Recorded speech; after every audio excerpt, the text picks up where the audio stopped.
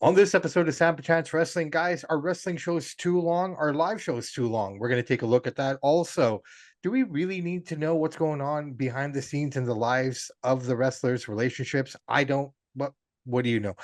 Also, guys, we're going to take a look at the upcoming documentary Vince McMahon releasing this week. We're going to take a look at it, give you our thoughts, what we expect, all that, and so much more on this episode of SAMP&CHANCE. So strap in and thank you for letting us into your ears.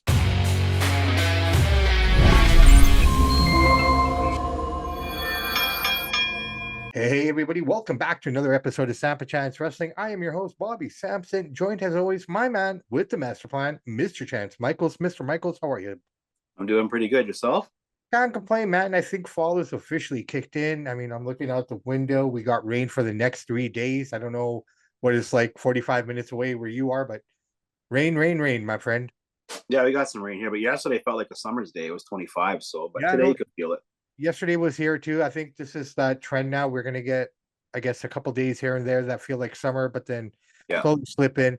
But summer overall, I didn't think it was that great weather-wise. You? Well, out here we had a lot of hot days, a lot of 30 plus days, many, many days. So yeah, we had a pretty good. Thought it was good.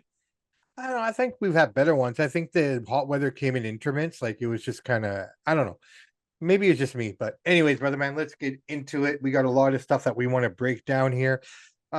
First thing, let's talk about it. The Vince McMahon documentary. Now, I'm going to be really honest with you. I've tried to stay away from all the message boards and all the kind of, tidbits and things that are out there on it because I really want to go into this documentary or docu-series with a blind eye and just kind of see it for what it is.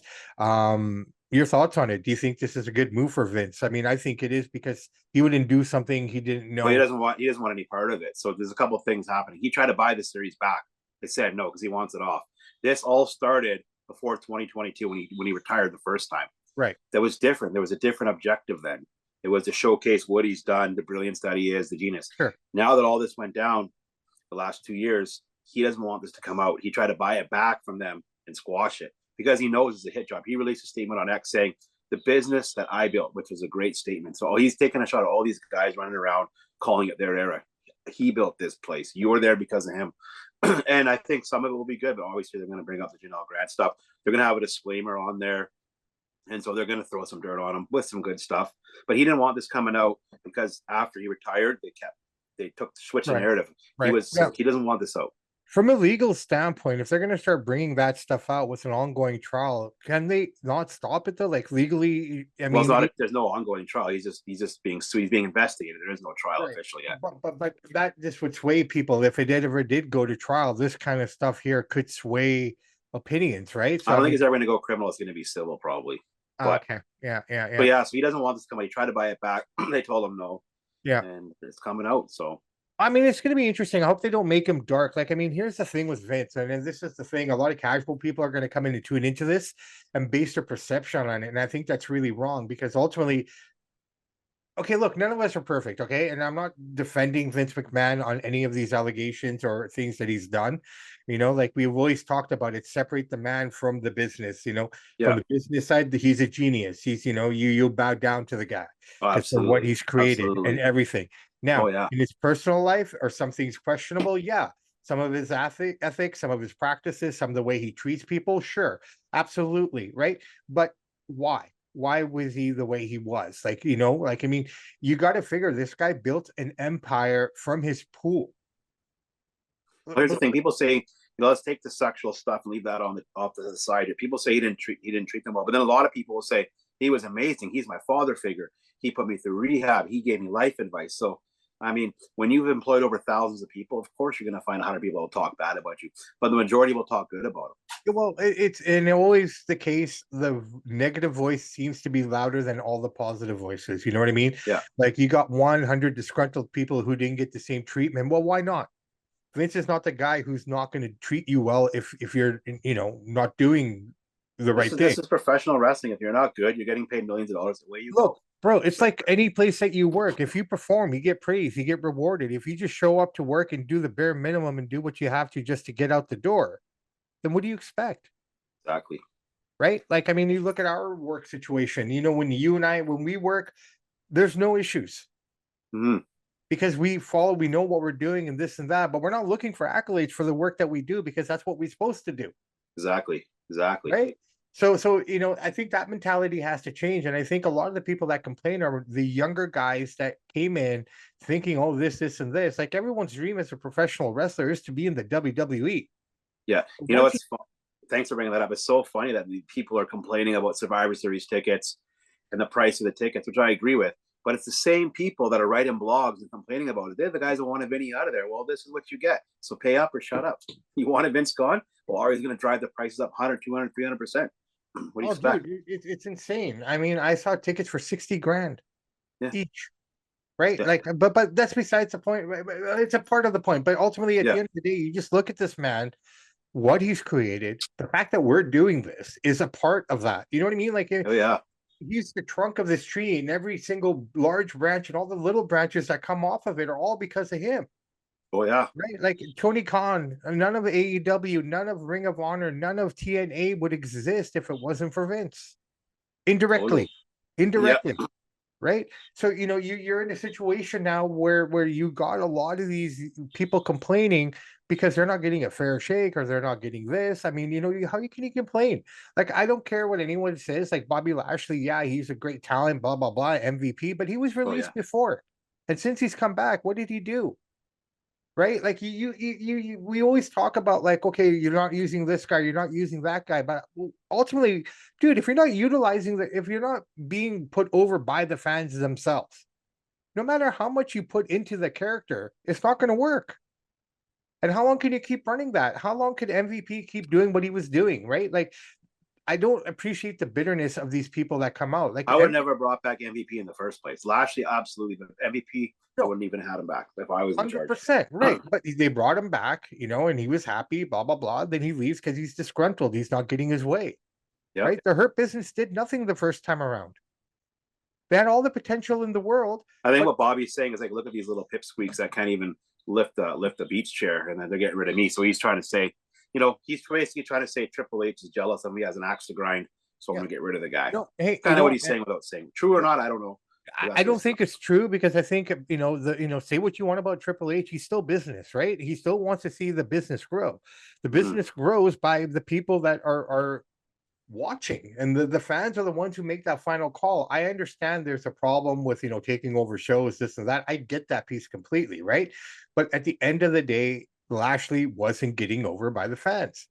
Yeah, then people were saying, like, MVP saying, well, what about Karrion Kross? What about all these other guys? Well, they're Triple H's boys. You guys aren't Triple H's boys. It's a new era. The indie-rific guys are taking over all wrestling platforms. This is the way they're going with it. But the indie guys don't even have a part in any of this anymore. They're not even like. No, I mean, like the Dragon-offs, the Dragon Leagues. Yeah. No, I get that, but ultimately, like even the indie guys, if you look at the way current wrestling is scouted and whatnot, I mean, quite frankly, this is the one thing I'll say about AEW and Tony Khan. He created a space for independent wrestlers to go. Oh, yeah. Right. And that's the only way now that these indie guys can get a sniff from the WWE. I expect Kevin Owens to go there when his contract's up. That's a perfect place for him. He's the most indie-rific guy, dresses like one, looks like one, talks like one. I see Kevin Owens going there one day just because it's more of his thing. Maybe, and his contract's coming up, and who knows, right? I mean, there's really nothing going on for him here. He's kind of done everything he's had to do here. World champion, intercontinental champion, US champion, tag team champion, NXT champion. He's covered all the bases. There's not much left here for him to do unless something dramatic happens and something changes for him, right? There's a lot of guys in that vote. Sami Zayn, I believe he's coming to near the end of his time in terms of what he can. I don't think so, man. They still put him in the big programs all the time. But they're starting to run thin. He's running out of options here, right? Like, I mean, that's speaking of running thin. Thank you for bringing that up. This segues into one thing I really want to talk about. That Drew McIntyre and CM Punk thing is going on with this feud. I hope after Bad Blood is done. It's gone on way too long. It's getting boring. Now their promos are becoming mundane now, and they're both good on the mic. I'm getting sick, tired of it. Let's finish with a good match. Is Hell in a Cell they're doing? Yeah, well, I think it's Hell in a Cell. And this got to be it. And that's going to be it, because, like I said, they're gearing up towards him, Punk and Seth, right? They're just trying to fill time to allow Seth to come back healthy. This is just dragging on, though. This needs to stop. I get it. But what are we, 6 to 8 months into this feud? 6 months, is it? It's too long. 6 months, yeah. I get it. But hey, you know what? they've been good matches. The promos have been good, but they're gonna have a good match. They're gonna have a good match. Right. So, let's see. This was probably the end, but let's move on here, man. We really talked a lot about this, from documentaries to talent. Anyways, last thing with the Vince thing, it's going to be a lot of good. There'll be, I think, 75% good, 25% bad. I'm not really in a rush to watch it. I already know most of it, anyways. I will watch it. I'm not going to like watch it as soon as it's released because I know they're going to throw some smut on his name. So, well, I mean, it comes out this week, like we said. So, I think it's today. Well, it's today. Yeah, it's Wednesday. So basically, I'll probably start watching it this weekend, where I actually have time to actually just sit back and watch it properly. And I'm going to do that. But like I said, I went in really blind. I didn't want to know anything. I didn't want to know what the critics were thinking or what anyone was saying. I didn't want to be induced with any kind of thought or knowledge. I just want to go in and press play and see what this is all about. Yeah. All right, brother, man. Let's talk about this, man, because this is a little pet peeve of mine. Hey, I get it. I want to know what's going on backstage as much as the next guy does, right? But I want to know what's happening backstage. I don't want to know what's happening in the home, in the living room, in the garden, in the bedroom, right? This relationships are relationships. I think those should just be kept separate. I mean, I don't understand why we need to be inundated on our news feeds with, this person got married, or I don't mind that one, but just when, so and so broke up, or so and so this happened. Like, why do we need to know that information? I mean, I personally don't care for it. I don't think it's necessary. You? Well, yes and no. A lot of it is because the storylines of both companies are so boring. The stuff outside of the ring is sometimes more entertaining than what's going on in the ring. Because if you watch in Raw or AEW, these stories are pretty lame. Example: Ric Flair just got divorced for his 5th time. What is the first comment people say? Space Mountain's back, and he hits a like button. So you know what I mean. So people like that. It's clickbait. It's on TMZ. So I hear what you're saying. It's not really for me, but it's big business. Yeah. The biggest story in wrestling is two things right now: McMahon's documentary and Flair got divorced for the 5th time. Nothing to do with these guys are even part of anything. So it sells, right? That's it. Like, I mean, that whole I think it just kind of triggered me when that whole Nikki Bella stuff happened, right? Like, one, I never thought much of Nikki or Brie Bella per se, anyways, in the first place. I think they were just there at the right time when they needed somebody, and they got that heat and that push, right? So the fact of the matter is, they're not even connected to wrestling in any way. I mean, this has nothing to do with it. Yes, granted, they're what's the word? What do you call it when they're put in that one section of the roster? They're alumni. Sorry, thank you. Perfect. That's the word I was looking for. They're alumni. I get it. They're wrestling alumni. But do we really need to know all the details, step by step, act for act, minute for minute? Because WWE has so many reality shows. They've had the Bella Twin, the Daniel Bryan thing. There's been so many reality shows about relationships. So people, it's intertwined. No, I get it. And Ric Flair, like, maybe my favorite wrestler of all time. It's between him, Hogan. You know what I mean? Yeah. But dude, married 5 times. I understand getting married twice. After that time, to shut it down. You're in your 5th marriage, dude. That's enough now, dude. That is outrageous. A lot of the time, thank you for bringing that up, because Ric Flair, and this is probably why he does it, he doesn't like being alone. Dude, you're Ric Flair. You dress good. You have tons of people around you. He said it himself. He can't be alone. That's when everything bad happens with him, is when he's left alone. No, I get it. You don't need to marry then. Just have a girlfriend. You don't need to keep doing it. I get it, but maybe that's just the only way he knows, because that's that old school mentality, right? You don't live with your girlfriend, you live with your wife, sort of a deal, right? Like, maybe that's he's cheated so many times. I don't think he takes marriage very seriously. You know what I mean? He doesn't, but I think for him, it's just a psychological thing, especially as he's gotten older.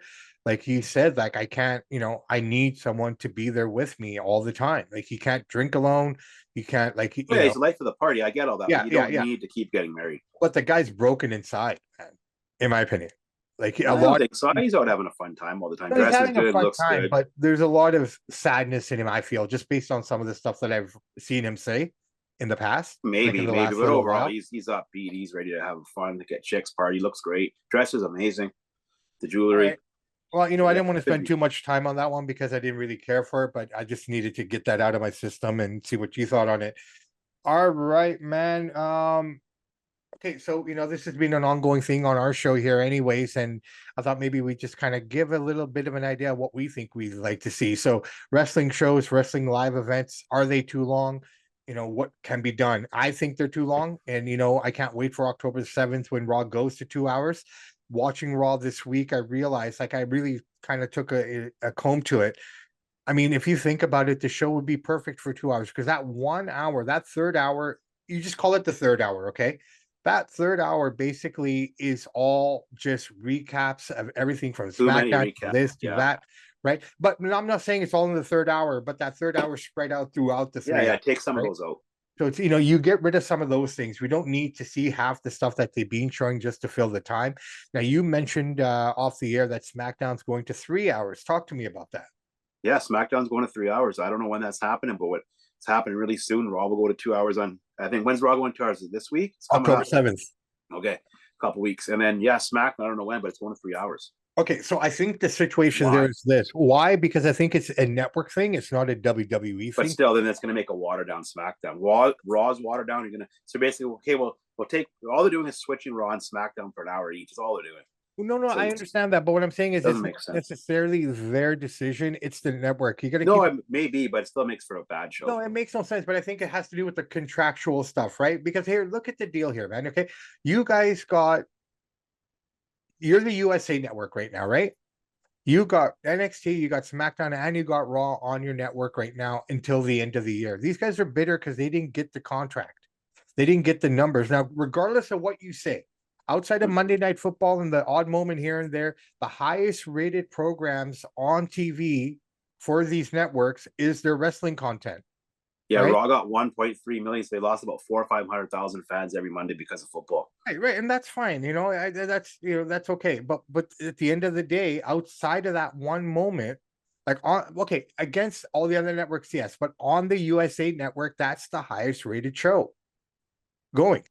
Nothing beats it. But still, yeah, maybe the networks want 3 hours SmackDown, but that's going to make for a water. SmackDown's already bad enough. They're going to add. I get it, but because they're kind of dealing on a handshake right now with the USA, and because they're just kind of a placement place for them to be until they move to Netflix in January. I get it, but let's just see what happens, right? I mean, right now, if I get it, whoever wants it, whether it's Ari, whether it's network, whatever the case may be, they cannot book a 3 hour show. It's going to be ugly. And it's greediness as well, man. It's advertising. Oh, for sure. That, right? And people are going to tune in anyways, regardless. So, it is what it is. But yeah, 3 hours is too long. And I'm hoping with Netflix, where there aren't any regulations there. Okay, they can go as long as they want on these shows. So the real question is what's going to happen in January when they move over there and they're not barred by time constraints in any way. Right? They say the average show could be 2 hours. It could be 2.5 hours. It depends on what they want to do at that point. So I just don't know how many people are going to jump over to Netflix to watch Raw. We're getting 1.3 million right now with football. Without football, getting 1.8. Not crazy great numbers, not bad. How many people are going to jump over to Netflix to watch Raw? How are they? I don't know how they're going to gauge it. How they don't know. I think a lot of people are going to jump over initially just to see what it looks like because people are curious. Like, are they going to swear now? Are they going to show a lot more blood? No, it won't be much different. No. You and I know this, right? But what I'm saying is, in general, the people. Yeah, it'll be curiosity at first, right? Yeah. So initially, it's going to probably pop off really big, and they do have their, their logistics and their analytics that come back to them. They know who's watching what, right? I mean, I hate to say it. I mean, all these streaming platforms.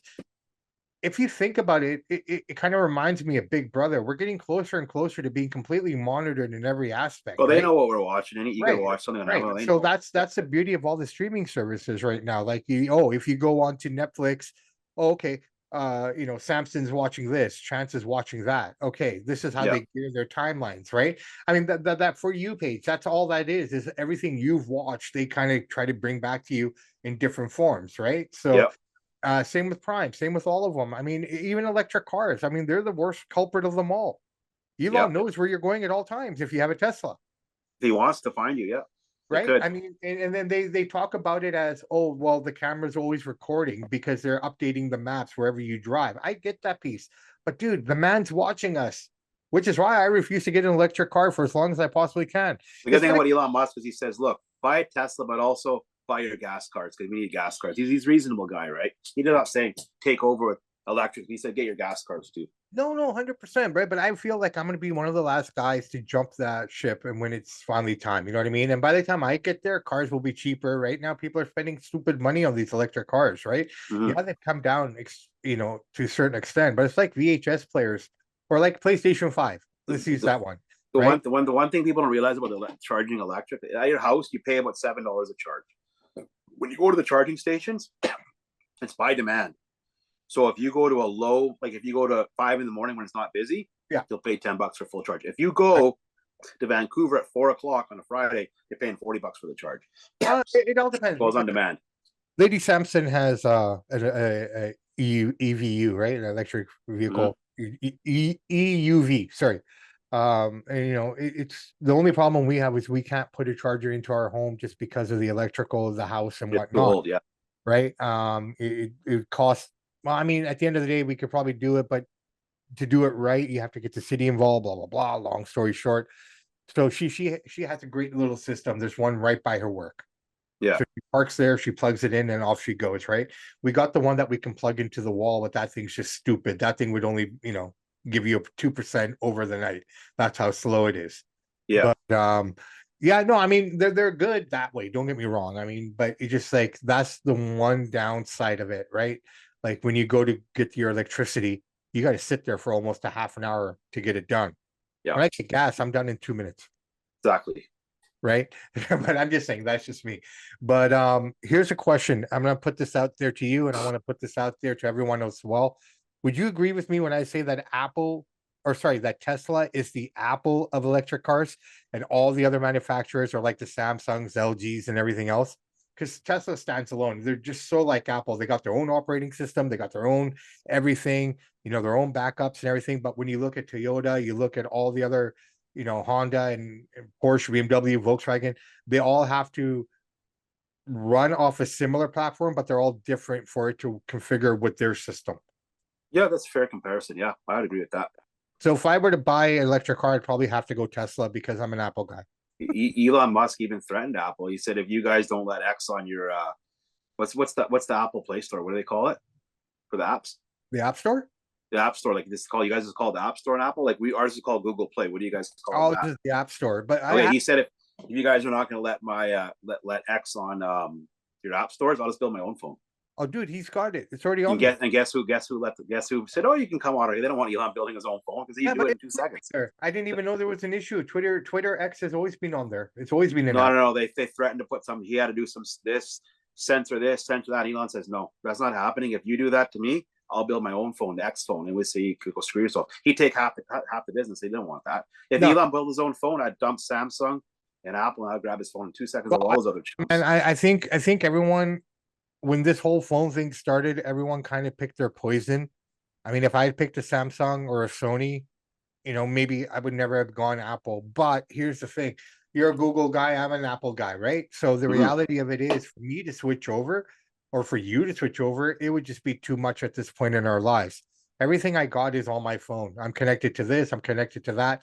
Yeah. I disconnect from all this and I have to rebuild everything. So it makes no sense, right? I'd only switch if Elon built a phone. If Elon builds a phone, I'm done with Google. Yeah, I might consider it as well, just to see what it was all about. But here's my thing on the Apple. The Apple 16 just came out. This is to Apple, man. You guys are doing a shitty job. I'm sorry. Like I'm an Apple guy. Yeah. MacBook, AirPods, you name it. The only thing I don't have is a watch. And the reason I don't have a watch is because I've never worn a watch. I just never cared for them. Right? Like, I mean, watch, yeah. Like I like watches and stuff like that. Don't get me wrong, but I just never was into watches. Like I got really nice watch when we got married. It's sitting in the box. Yeah, I know sometimes I don't mind a watch, but I hear what you're saying. Not usually for me either. Like for me, I'm more bracelets and things like that. That's kind of what I kind of go with, right? I need to right there on my phone. But here's the thing, man. Here's my take really quick. I looked at the Apple iPhone 16 outside of one or two things. Dude, guys, if Mr. Jobs was here, I think he'd get angry. This particular style of iPhone has been around too long. They need to revamp it. They need to make it different. They need to make it fun. It feels like they're holding us back. I'll give you guys on the Google side. You guys got the better camera. I don't know what the hell Apple's doing. Every year it comes out, 30% more battery life, this and that. Other than that, redesign it, man. It's time to change. Because Apple's only got the one phone. Android has so many different brands. You know what I mean? Well, no, Apple's got different variations of the iPhone within each release, but all I'm talking about is the format, the style, the shape, the look. Like, just give us something different. Yeah. No, I It's hear you. time to revamp it. It's like if you look at a Honda Civic from 1989 to what the Honda Civic looks like 5 years later, they always Completely different. right? All right. Last thing I want to touch on from Monday Night Raw. That's my own personal thing. We got two things we want to talk about here. We got AEW's Grand Slam coming up, I believe, today in New York. We got Will Ospreay, Kyle Fletcher going up against the Young Bucks for the tag team title. I'm looking forward to that match because it should just be exciting. This story is basically so Will Ospreay, with the first time he was there, he was a part of the Don Callis family, but when he came back, he was kind of doing his own thing. They've called in some favors to bring him in to help. So him and Kyle Fletcher are going up against the Young Bucks here. You also got Daniel Bryan on this card going against Nigel McGuinness. Another story of a guy that was in WWE, was injured. WWE didn't feel comfortable putting him in the ring, so they made him a commentator. He didn't like that, so he left. Came to AEW because they said everyone can wrestle here. It doesn't matter if you got a broken neck, right? So Yeah. he's going up against Daniel Bryan for that title there. Those are the two marquee What are they matchups. calling it? The broken neck match or what? I don't know what they're calling it, man, but I almost get a feel that all the guys that Daniel's going to fight until he loses to John Moxley, I believe that's who's going to take it off of him when it's all said and done.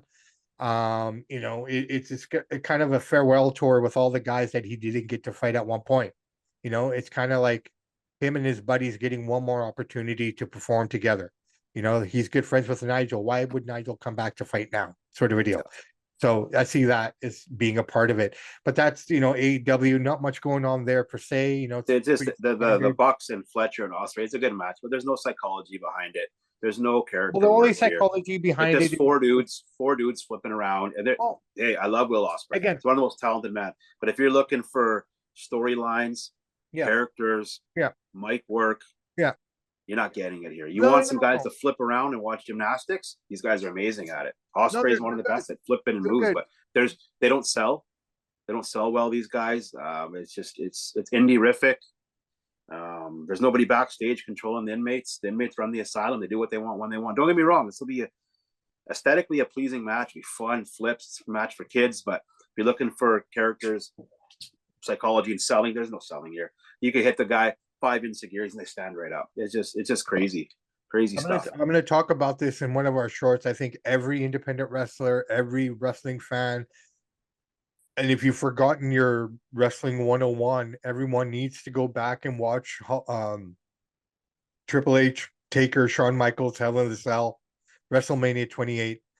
Probably, in my opinion, one of, not the best, but one of the best examples of psychology, character work, and expressions. That match, because you had three guys who know what they're doing. No, that's what I mean. That's what I mean. Yeah. And you got the most creative man of all time back there. With all four of those guys together, you got the perfect recipe. Then you're gonna put out Young Bucks with Tony Khan. Yeah. What do you expect? No. I agree with you, but I think everyone needs to go back and watch that because that match will, that's a modern match too, right? Yep. I mean, that was just an amazing match. All right. Last thing I'm going to talk about before we get out of here, Monday Night Raw, Bron Breaker. This guy is the real deal. I mean, I've seen a lot. You've seen a lot in the world of professional wrestling. Not a lot makes me go, oh my God. Right? Like, I mean, you get those moments here and there per se, but not all the time like it used to be for me anyways. Bron Breaker, man, this guy moves like a cruiserweight. This guy is strong like a bull. This guy is ultimately the best thing going in wrestling right now. Physically, just this physically strength and just this mobility. Like, this guy is an athlete. I mean, the thing I saw on that match against Jey Uso, and you know what? Congratulations to Jey Uso, Intercontinental Champion. Doesn't hurt Bron Breaker in the least in any way because he's just starting his journey, right? So yeah, give it to the guy who's, in the back nine now, maybe the back five, right, of his career in terms of just where he's going to go. So he got the title. It's a feel good moment. Doesn't hurt Bron away in any way. But man, I asked you to watch it. Did you see it? Watching Bron just run up those ropes. That was cool.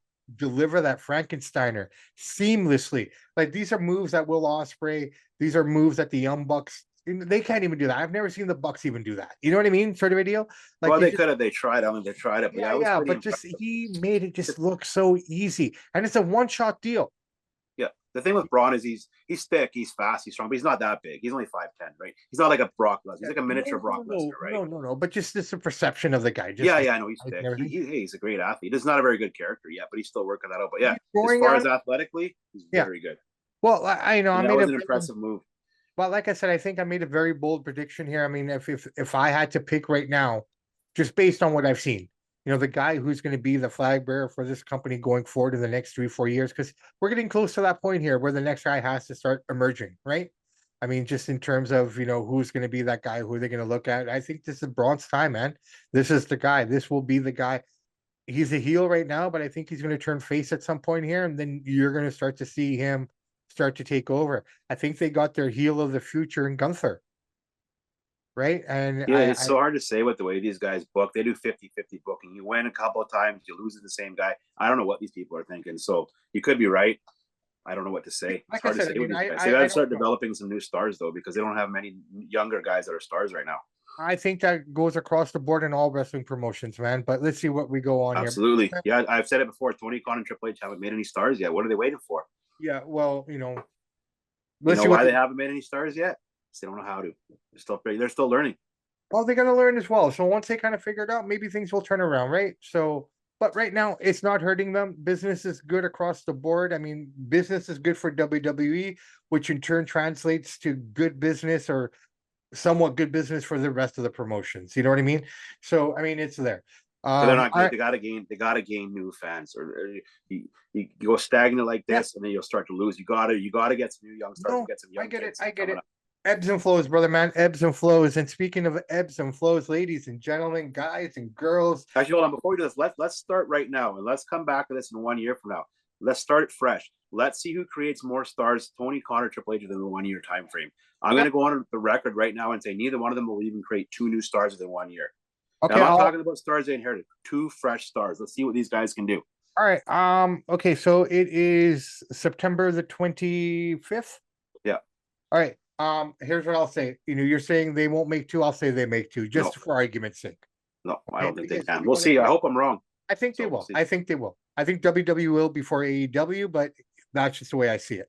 You know, right now the only thing AEW has created is an MJF, in my opinion. Everything else It's they've not a taken. star because nobody really watches AEW. But that if you but you could say that about Sting. Well, but 4 or 5 million people will watch that though. It's different. But at that time, right? But I mean, right now, if you look at where they are, their reach, their grasp, right now, the best guy they have is MJF. Yeah, he's their best guy there, but he's not a star. He could walk through the mall right now where I live and nobody know who he was. I get it. And he'll only become a star when he jumps ship. We've talked about that before as well. No, right? I know what I'm saying. You can't compare him to Sting because Sting would get 4 or 5 million people watching him, right? I understand, but in terms of like Sting said this himself, even when he was at the height when 4 or 5 million people were watching, there was this time where they had the WWE, like it's one of those card shows or whatever. Mhm. They had WWE there and they had WCW in another section as well. Sting was going to be the guy there.